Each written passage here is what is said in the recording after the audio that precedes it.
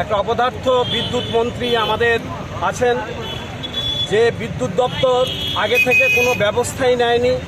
এখন বলছে, কালকে আমরা দেখলাম শীততাপ নিয়ন্ত্রিত কক্ষে বসে উনি সাংবাদিক সম্মেলন করেছেন, করে বলেছেন যে ঝড়ে গাছের ডাল পড়ে গেছে, তাই ইদানিং কিছুদিন এই কষ্ট করতে হবে, এই বিদ্যুৎ পরিষেবা শুরু হতে আরও কিছুদিন লাগবে।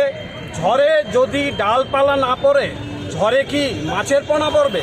ঝড়ে তো ডালপালাই পড়বে। তো ঝড়ে ডালপালা পড়বে, তার ব্যবস্থা নেওয়ার জন্যই তো ইমার্জেন্সি টিম রাখতে হবে। সেই ইমার্জেন্সি টিম কোথায়? আমরা সেটা দেখতে পাচ্ছি না।